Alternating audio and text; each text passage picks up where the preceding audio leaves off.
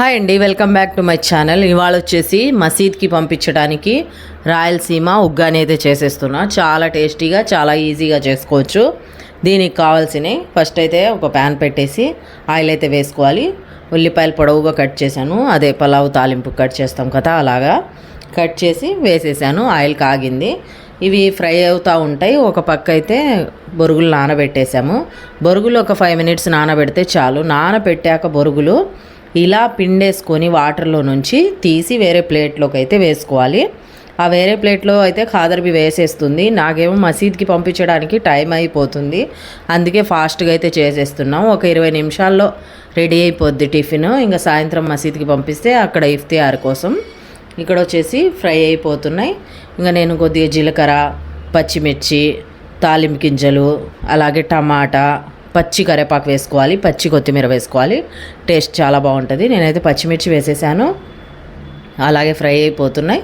ఆ పచ్చిమిర్చి ఫ్రై అయ్యేలోపు ఇంకా నేను ఇవి బొరుగులు, పచ్చి బొరుగులు పిండి పెట్టాం కదా, ఆ బొరుగులలో పప్పులు, అలాగే వెల్లుల్లి, కొద్దిగా కారం వేసేసి ఉప్పు వేసి మిక్సీ పట్టి ఇంటి దగ్గర నుంచి తెచ్చాను షాప్ దగ్గరికి.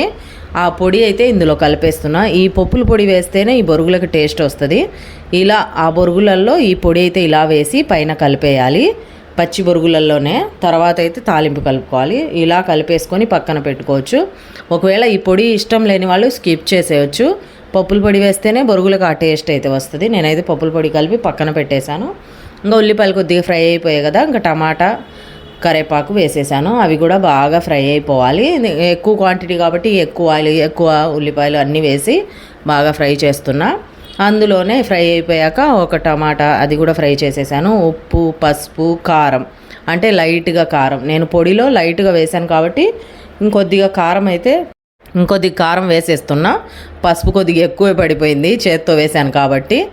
ఇవి సిమ్లో పెట్టేసి వేయాలి ఉప్పు, పసుపు, కారం. ఇంకా కారం వేసాక ఎక్కువసేపు ఫ్రై అవ్వకూడదు, ఘాట్ వచ్చేస్తుంది, మరి కారం కాలిపోయిన వాసన వస్తుంది. సిమ్లో పెట్టేసి ఇవన్నీ ఉప్పు, కారం, పసుపు వేసేసేయాలి. ఇంకా ఆల్మోస్ట్ ఉగ్గాని రెడీ అయిపోయినట్టే. ఇది కొద్దిగా ఫ్రై అయిపోతే ఇంకా తీసేసి మనము తాలింపు కలిపేయటమే. పిల్లలు పెడితే చాలా ఇష్టంగా తింటారు. హెల్త్కి కూడా చాలా మంచిది.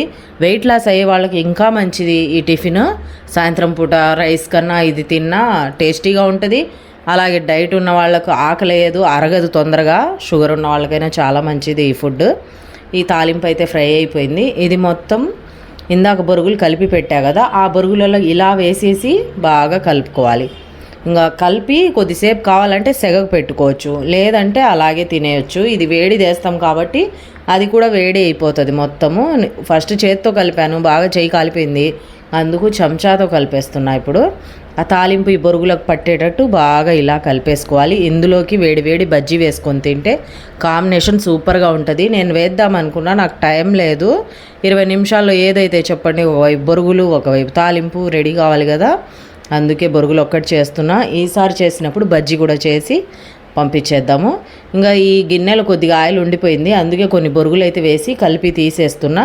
ఇలా శుభ్రంగా కలిపాక ఇంకా ఒక బాక్స్లో పెట్టి మసీద్కి ఇచ్చి పంపిద్దాం ఇఫ్తియార్ కోసమని రెడీ చేసేసాను. ఇంకా ఈ బాక్స్లో అయితే వేసేస్తున్నా. బొరుగులు ఉగ్గాని అయితే రెడీ అయిపోయింది. ఎంతో టేస్టీగా ఉంటుంది. వీడియో నచ్చితే లైక్ చేయండి, షేర్ చేయండి, సబ్స్క్రైబ్ చేసుకోండి. ఇలాంటి మంచి వీడియోస్ కోసం సపోర్ట్ చేయండి. మీరు ఒకసారి ఈ బొరుగులు ఉగ్గాని ఎలా చేయాలో ట్రై చేయండి. సూపర్ టేస్టీగా ఉంటుంది. ఈ రోజులలో ఈ ఉగ్గాని రాని వాళ్ళు ఎవరు ఉండరు. ఒకవేళ రాని వాళ్ళు ఉంటే ఇలా ఒకసారి ట్రై చేయండి, సూపర్గా ఉంటుంది. నేనైతే బాక్స్కి వేసేసి ఇంకా మసీద్కి ఇఫ్తియార్కి పంపించేస్తున్నాను. ఓకేనా, బాయ్. వీడియో నచ్చితే